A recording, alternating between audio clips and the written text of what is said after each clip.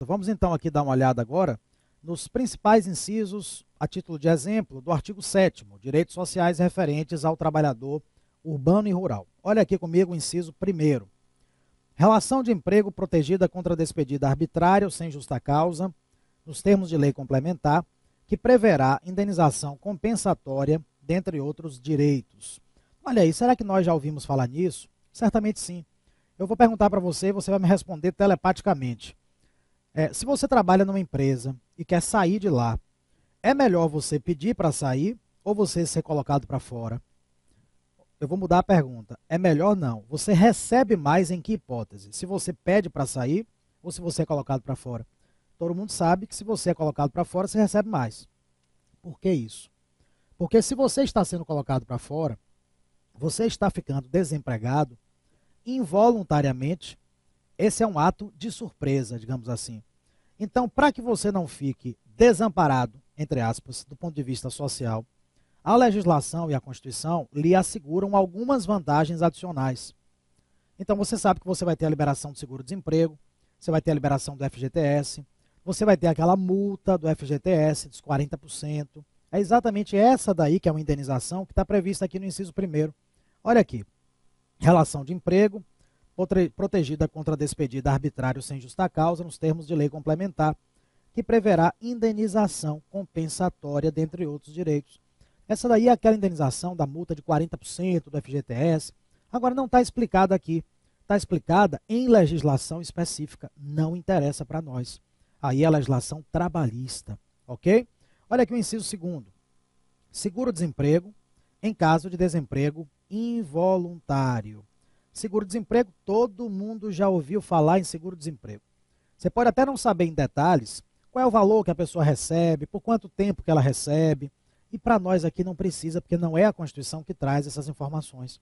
A única coisa que para nós é importante é saber que o seguro-desemprego está assegurado no caso de desemprego involuntário, porque está escrito isso aqui. Então é por isso que se você pede para sair, você está ficando desempregado voluntariamente. Então você não vai ter o seguro-desemprego.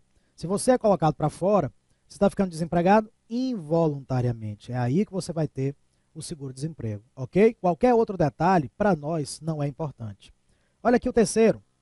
Fundo de Garantia do Tempo de Serviço, famoso FGTS. A Constituição não traz uma vírgula sequer para explicar o FGTS. Quem faz isso é a legislação específica. Qual é o valor dos depósitos de FGTS? Qual é o percentual?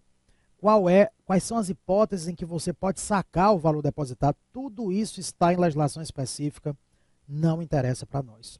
Olha aqui o próximo. Salário mínimo fixado em lei, nacionalmente unificado, capaz de atender às suas necessidades vitais básicas e às de sua família, com moradia, alimentação, educação, saúde, lazer, vestuário, higiene, transporte e previdência social, com reajustes periódicos que lhe preservem o poder aquisitivo, sendo vedada sua vinculação para qualquer fim. Olha aí, também não há grandes novidades. O direito ao salário mínimo, todo mundo sabe que o trabalhador não pode ganhar menos do que um salário mínimo. Talvez você não soubesse que o salário mínimo obrigatoriamente tem que atender a todas essas necessidades que estão aqui do trabalhador e de sua família. Parece uma piada isso, né? O salário mínimo deve atender a tudo isso que está aqui, do trabalhador e de sua família. Bom, essa é a novidade, mas não a existência de salário mínimo, porque todo mundo sabe que existe o salário mínimo. Então não há grandes novidades.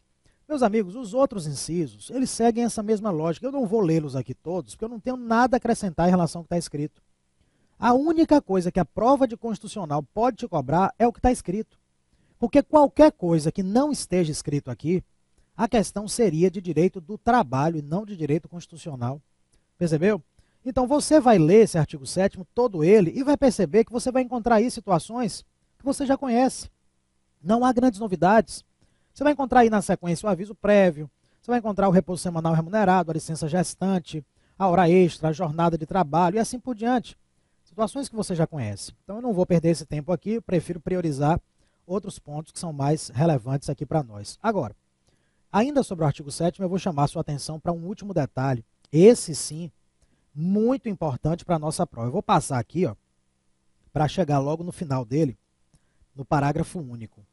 Aqui está o parágrafo único do artigo 7º. Veja só. Veja só, no ano passado, em 2013, você certamente se lembra que houve uma repercussão muito grande para a ampliação dos direitos assegurados aos trabalhadores domésticos. Está lembrado disso? Na verdade, houve ali uma emenda constitucional, que foi a número 72, em 2013, que ampliou substancialmente os direitos dos domésticos, porque até então, os domésticos eles tinham assegurados alguns poucos desses direitos do artigo 7º. A maioria eles não tinham. Com a ampliação, emenda constitucional 72, eles passaram a ter quase todos os direitos. E isso está exatamente no parágrafo único. E isso é importante, isso pode ser cobrado na prova, porque é uma novidade e repercutiu muito na mídia. Olha aqui. São assegurados à categoria dos trabalhadores domésticos os direitos previstos nos incisos 4º, 6º, 7º, 8º, 10º, 13º, 15º, 16, 17, 18, 19, 21, 22, 24, 26, 30, 31 e 33. E atendidas as condições estabelecidas em lei e observada a simplificação do cumprimento das obrigações tributárias, principais e acessórias, decorrentes da relação de trabalho e suas peculiaridades, os previstos nos incisos 1º, 2º, 3º, 9º, 12, 25 e 28, bem como a sua integração à Previdência Social.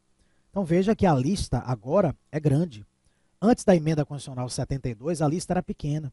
Então o que é que você vai fazer? Você vai ler o artigo 7º, todo ele, com bastante cuidado. São 34 incisos. E você vai marcar aqueles que estão assegurados aos domésticos, que são esses aqui. Marque com muita atenção, porque isso pode aparecer na prova.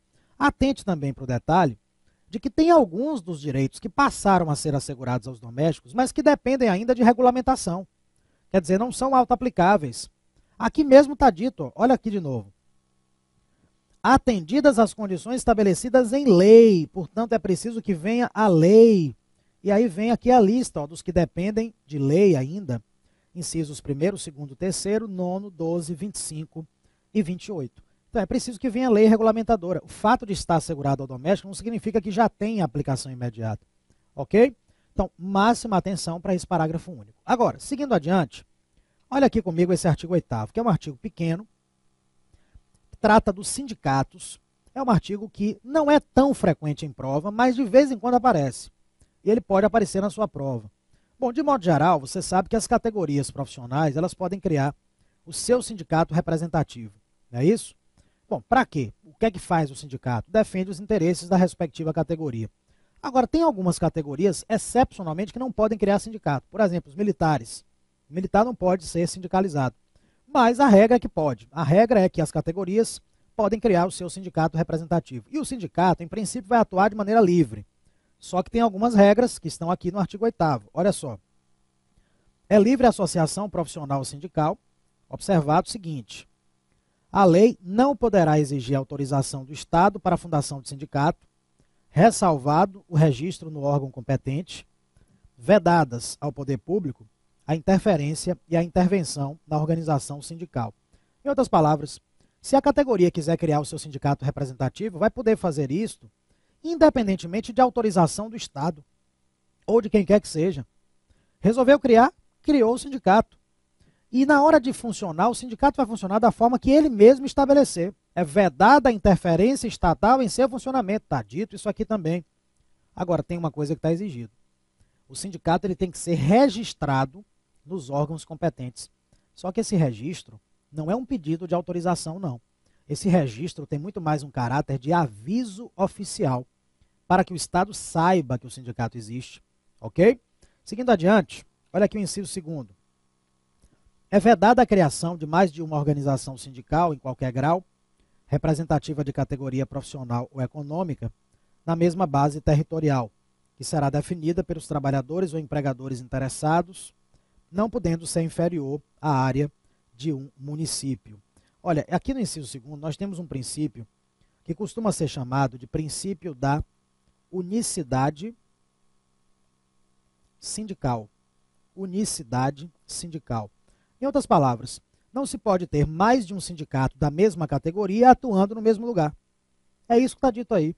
Cada sindicato, quando é criado, estabelece a sua área de atuação, que é chamada de base territorial. A base territorial não pode ser menor que o município, pode ser maior, mas não menor, tá certo? Então você não pode ter um sindicato que atue só em determinado bairro, por exemplo, que aí teria por base territorial algo menor que o município, isso não pode. Agora, pode ser 2 municípios, 3 municípios, ou o estado inteiro, não tem problema. E uma vez criado o sindicato daquela categoria para atuar naquela base territorial, não pode vir depois um segundo sindicato da mesma categoria na mesma base territorial. É isso que significa o princípio da unicidade sindical, ok? Olha aqui o terceiro. Ao sindicato cabe a defesa dos direitos e interesses coletivos ou individuais da categoria, inclusive em questões judiciais ou administrativas. Olha aí, o que é que fazem os sindicatos? Eu disse para você agora há pouco. Defendem os interesses da categoria, que podem ser interesses individuais, interesses coletivos, defendidos na justiça ou fora dela, questões judiciais ou questões administrativas. É o que está dito aqui. Tá certo? Olha aqui o inciso 4º agora. A Assembleia Geral fixará a contribuição que, em se tratando de categoria profissional, será descontada em folha para custeio do sistema confederativo da representação sindical respectiva, independentemente da contribuição prevista em lei. Note que esse inciso 4º se refere a 2 contribuições, uma aqui no começo e uma no final. Essa primeira contribuição, ela é instituída pela Assembleia Geral do Sindicato. A Assembleia Geral cria essa contribuição. Como a Assembleia Geral é uma instância do próprio sindicato, essa contribuição que a Assembleia Geral criar só vai ser paga por quem for filiado ao sindicato. Quem não for filiado ao sindicato não tem que pagar, ok? Já a segunda, olha só, é criada por lei. A lei é que cria essa segunda contribuição e não o sindicato. Então essa daí, toda a categoria tem que pagar, mesmo quem não for filiado ao sindicato, ok? A primeira só é paga por quem for filiado ao sindicato, aquela que é criada pela Assembleia Geral. Essa daí, ela é descontada em folha, normalmente ela é mensal. Está dito isso claramente aqui, ó. Será descontada em folha essa primeira, para custeio do sistema confederativo da representação sindical respectiva. A segunda é instituída por lei e toda a categoria profissional vai pagar. Então, se aparecer uma questão de prova envolvendo essa contribuição, analise quem é que instituiu, que essa é a chave. Foi instituída pela Assembleia Geral, só paga quem for filiado. Foi instituída por lei, então toda a categoria paga. Agora, a propósito, você é obrigado a ser filiado ao sindicato da sua categoria? Claro que não, né? Está dito isso claramente aqui na sequência, ó. Ninguém será obrigado a filiar-se ou a manter-se filiado a sindicato. Então, você entra no sindicato se você quiser. E pode sair também na hora que você quiser. Olha o inciso 6º. É obrigatória a participação dos sindicatos nas negociações coletivas de trabalho. São aquelas negociações travadas entre categorias. Se quem fala em nome da categoria é o sindicato, então na hora de negociar ele tem que estar presente. Por isso é obrigatória a participação dos sindicatos. Inciso 7º. O aposentado filiado tem direito a votar e ser votado nas organizações sindicais. Bom, não é porque o trabalhador se aposentou que ele vai ter que sair do sindicato. Ele pode ter se aposentado e continuar sendo filiado ao sindicato, votando e sendo votado, não tem problema nenhum. Ok? E o último inciso, meus amigos, inciso 8º, é vedada a dispensa do empregado sindicalizado a partir do registro da candidatura a cargo de direção ou representação sindical e, se eleito, ainda que suplente, até 1 ano após o final do mandato, salvo se cometer falta grave nos termos da lei. Olha, hoje em dia, quando nós ouvimos falar de estabilidade, normalmente nós associamos logo ao serviço público, não é isso? Mas existem alguns casos de estabilidade provisória no setor privado. E aqui está um deles.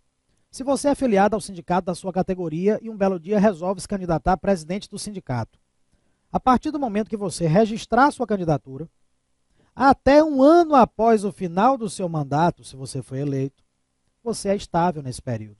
Você não pode ser dispensado, salvo se você cometer falta grave. Aí vem a lei para dizer o que é falta grave, não interessa para nós. Agora, atenção para o momento inicial e para o momento final da estabilidade, porque é isso que a prova troca. A estabilidade não vale a partir da eleição para o cargo de direção sindical, é antes disso. Ela começa no registro da candidatura e ela não vai até o final do mandato, é depois. ela vai até 1 ano após o final do mandato, se você foi eleito. Nesse período aí você é estável, você não pode ser dispensado, salvo se você cometer falta grave. Então veja que não é uma estabilidade absoluta. É uma estabilidade provisória e relativa, porque tem a exceção do cometimento de falta grave. Ok? Muito bem, finalmente, olha aqui o parágrafo único desse artigo 8º. As disposições deste artigo aplicam-se à organização de sindicatos rurais e de colônias de pescadores, atendidas as condições que a lei estabelecer. Olha, sindicatos rurais, é claro que são sindicatos, portanto tem que respeitar as mesmas regras que estamos vendo aí. Colônias de pescadores não são propriamente sindicatos, mas são entidades equiparadas aos sindicatos, para efeito também dessas regras aí do artigo 8º. Esse artigo 9º, ele se refere ao direito de greve, com o detalhe de que esse direito de greve é o do setor privado e não o do setor público. Porque o direito de greve do setor público ele está em outro momento da Constituição que nós ainda vamos estudar, que é o artigo 37. Nós vamos estudá-lo na nossa última aula aqui do curso. Lá está o direito de greve do setor público, que inclusive não foi regulamentado por lei ainda. Mas aqui está o direito de greve do setor privado, que já foi regulamentado por lei. Olha aqui. É assegurado o direito de greve, competindo aos trabalhadores decidir sobre a oportunidade de exercê-lo e sobre os interesses que devam, por meio dele, defender. Portanto, os próprios trabalhadores, que são os titulares do direito de greve, decidem o momento de fazer a greve e quais as reivindicações que serão apresentadas por ocasião da greve. É o que está dito aqui. Olha o parágrafo 1º sobre o mesmo assunto.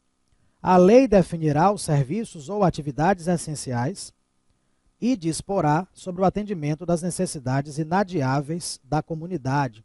Olha, essa lei aqui, ó, que é a lei que regulamentou o direito de greve do setor privado, já existe, ela definiu algumas atividades específicas como sendo atividades essenciais. São aquelas mais estratégicas. Por serem essenciais, na hora da greve não pode parar toda a categoria de uma vez. Uma parte tem que continuar atuando para manter pelo menos as necessidades inadiáveis da comunidade. Exemplo, transporte coletivo, diz a lei que é atividade essencial. Então, quando tem greve de empresa de ônibus, por exemplo, uma parte tem que continuar atuando para não comprometer as necessidades inadiáveis da comunidade. Parágrafo 2º, os abusos cometidos sujeitam os responsáveis às penas da lei. Bom, esse parágrafo ele é óbvio, claro, em qualquer assunto isso vale. Em qualquer tema, os abusos cometidos sujeitam os responsáveis às penas da lei, inclusive aqui no âmbito do direito de greve. Olha o artigo 10º e o artigo 11, para encerrar o assunto direitos sociais. É assegurada a participação dos trabalhadores e empregadores nos colegiados dos órgãos públicos em que seus interesses profissionais ou previdenciários sejam objeto de discussão e deliberação. Olha, existem certos órgãos públicos que lidam com situações que vão envolver patrões e empregados. Exemplo, o Ministério do Trabalho. O que o Ministério do Trabalho faz no seu dia a dia repercute diretamente na vida de patrões e empregados. Então, lá no Ministério do Trabalho está assegurada a participação de representantes das categorias, internamente lá, para que possam discutir, opinar, debater, sugerir alguma coisa. Veja, é uma forma de democratizar as discussões, permitindo a participação daqueles que serão afetados pelo resultado. Então, nesse tipo de órgão público, tem sempre a participação de representantes das categorias, para sugerir, para opinar e assim por diante. E, finalmente, nesse assunto, olha o artigo 11. Nas empresas de mais de 200 empregados, é assegurada a eleição de um representante destes, com a finalidade exclusiva de promover-lhes o entendimento direto com os empregadores. Observe, empresas com mais de 200 empregados, portanto, a partir de 201. Um deles vai ser escolhido para fazer o meio de campo, digamos assim, para ser o intermediário nas relações entre patrão e empregados. Atenção para esse número, tá? Empresas com mais de 200, portanto, a partir de 201. Já vi questões mudando esse número, ou então dizendo que é em qualquer empresa. Está errado, só com mais de 200 empregados, tá certo? Bom, com isso, então, a gente termina aqui o assunto direitos sociais. Artigos 6º a 11. Especial atenção para o artigo 7º, principalmente aquele parágrafo único que trata dos domésticos, ok? Isso, de fato, pode aparecer na sua prova. Agora vamos sair desse assunto, vamos virar essa página e vamos entrar num novo assunto. Vamos começar hoje, vamos continuar na próxima aula, que é o tema nacionalidade. Olha, nacionalidade está em 2 artigos da Constituição, 12 e 13. É o tipo de assunto que, normalmente, quando ele aparece no edital, ele não aparece por acaso. Normalmente, ele acaba aparecendo também em alguma questãozinha lá da prova. E eu considero um assunto fácil também. Veja, em primeiro lugar, antes de examinarmos aqui os artigos envolvidos, o que é essa tal nacionalidade? Qual é o conceito de nacionalidade? Olha, eu posso dizer para você que nacionalidade é um vínculo oficial que une a pessoa ao Estado. Isso é nacionalidade, é um vínculo oficial, formal, jurídico, que une a pessoa ao Estado, tornando esta pessoa parte do povo desse Estado. Então veja bem, se você tem nacionalidade brasileira, é porque você mantém com o Estado brasileiro um vínculo oficial. E é exatamente esse vínculo oficial que faz com que você integre o povo brasileiro. O conceito de povo, meus amigos, minhas amigas, está intimamente ligado à noção de nacionalidade. Só é povo quem tem nacionalidade.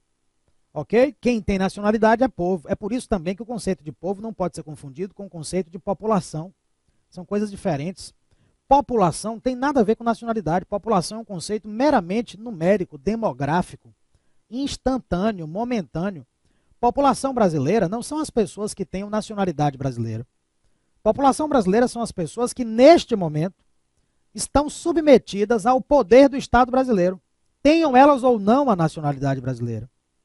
E quem são as pessoas que estão, neste momento, submetidas ao poder do Estado brasileiro? São aquelas que estão, neste momento, em território brasileiro. Essas estão submetidas ao poder do Estado brasileiro, logo, são população brasileira, mesmo que não tenham nacionalidade brasileira. Um turista, por exemplo, estrangeiro, está passeando aqui por uns dias, enquanto estiver em território brasileiro, estará submetido ao poder do Estado brasileiro, logo será população brasileira. Percebeu? Já povo não. Povo está ligado à nacionalidade. Só é povo quem tem nacionalidade brasileira. Agora, o que interessa mesmo para nós é saber quando é que a pessoa adquire esse vínculo da nacionalidade com o Estado brasileiro. Como é que faz para você se tornar um brasileiro? Como é que faz para você adquirir nacionalidade brasileira? Olha, eu diria que você pode adquirir em 2 momentos. Ou você adquire nacionalidade brasileira logo na hora que você nasce, ou então você adquire em um outro momento diferente do nascimento ao longo de sua vida. Eu vou registrar aqui um resumo, veja só, do que eu estou falando. Eu estou dizendo para você que a nacionalidade brasileira ela pode ser adquirida em 2 momentos. Ou logo na hora do nascimento, nesse caso você terá a chamada nacionalidade originária, ou primária. Originária ou primária. Ou então ela pode ser adquirida em um outro momento diferente do nascimento ao longo da vida. E aí você terá a nacionalidade derivada ou secundária ou adquirida. Ok? Esses sinônimos aqui já foram cobrados em prova, por isso que eu estou fazendo questão de colocar aqui. Nacionalidade originária ou primária, ela vem na hora do nascimento, e a derivada secundária ou adquirida é aquela que vem em um outro momento diferente ao longo da vida da pessoa. Bom, a Constituição brasileira, ela chama aquele que tem a nacionalidade originária ou primária, ela chama de brasileiro nato. E aquele que tem a derivada ou secundária ou adquirida, a nossa Constituição chama de brasileiro naturalizado, porque passou por um procedimento ao longo da vida denominado naturalização. Ok? Bom, se você é brasileiro nato ou naturalizado, você não é estrangeiro. Olha só o que eu estou te falando aqui. O estrangeiro, ele pode se naturalizar no Brasil, e nós vamos ver como é que isso acontece. Entretanto, quando ele se naturaliza, ele deixa de ser estrangeiro. Ele passa a ser brasileiro naturalizado. Então não é nem correto a gente dizer o estrangeiro naturalizado brasileiro. Está errado, não é mais estrangeiro, é brasileiro naturalizado. Tá certo? Meus amigos, o conceito de estrangeiro, nós encontramos esse conceito por exclusão. Estrangeiro é todo aquele que não é brasileiro, nem nato e nem naturalizado. Por exclusão, só pode ser estrangeiro. Tá certo? Olha, aqui no Brasil hoje, Existem apenas essas duas espécies de nacionalidade brasileira. Ou você é nato ou você é naturalizado. Se você não for nenhum nem outro, é porque você é estrangeiro, você não é brasileiro. Agora, o que interessa para nós é sabermos quem é o brasileiro nato e quem é o brasileiro naturalizado. Como é que faz para você se tornar um brasileiro nato logo na hora do nascimento? E como é que faz para você se tornar um naturalizado em um outro momento ao longo de sua vida? Bom, aí é que nós temos o artigo 12 da Constituição Federal. O artigo 12 da Constituição Federal, ele traz 3 situações de brasileiro nato. E ele traz 2 situações de brasileiro naturalizado. 3 situações de brasileiro nato e 2 naturalizado. Veja bem, quanto às 3 de brasileiro nato, tem países que adotam para determinar sua nacionalidade originária apenas um critério, o critério do local do nascimento. Ou seja, só considera como seus nacionais aquele que nasceu em seu território, fim de papo. É o critério do local do nascimento. Tem outros países que adotam um outro critério, que não o local. Não interessa onde a pessoa nasceu. O que interessa é se essa pessoa tem sangue da nacionalidade desse país, aqui no Brasil. Se você tem sangue brasileiro, é isso que interessa, e não o local onde você nasceu. Então, tem países que adotam o critério do sangue, da filiação, da descendência, e tem países que adotam o critério do local do nascimento. O Brasil resolveu adotar os 2 critérios, tanto o local quanto o sangue. O critério do local, nós costumamos chamar, olha aqui, de jus solis. Jus solis, também chamado de critério da territorialidade. Territorialidade. E o critério do sangue é chamado de jus sanguinis. Jus sanguinis é o critério do sangue. O Brasil adotou os 2 critérios. Isso vai ficar muito claro quando nós estudarmos o artigo 12, porque está escrito no artigo 12 que nós temos tanto o critério do solo, do local do nascimento, do território, como também o critério do sangue, da filiação, da descendência. Mas isso nós vamos fazer só na próxima aula. Agora estamos chegando ao final da nossa segunda aula. Mais uma vez, demos uma boa adiantada no assunto. Na próxima aula nós vamos estudar nacionalidade, que é um assunto pequeno. Vamos continuar aqui com nacionalidade. E vamos estudar os direitos políticos. Talvez no final da aula eu já entre no tema administração pública.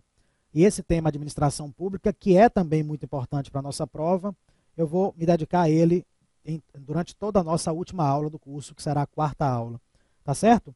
Mais uma vez quero agradecer a você pela sua companhia, pela sua atenção, pela sua dedicação, pela sua concentração. Estamos juntos aqui para o que você precisar. Enfim, espero poder te ajudar na disciplina de Direito Constitucional e você vai chegar no dia da sua prova em condições de acertar todas as questões da nossa disciplina. É o que eu quero, é o que eu desejo e acho que nós temos tudo para alcançar esse patamar. Tá certo? Em breve eu estarei de volta aqui com a nossa próxima aula. Um grande abraço para você e até lá.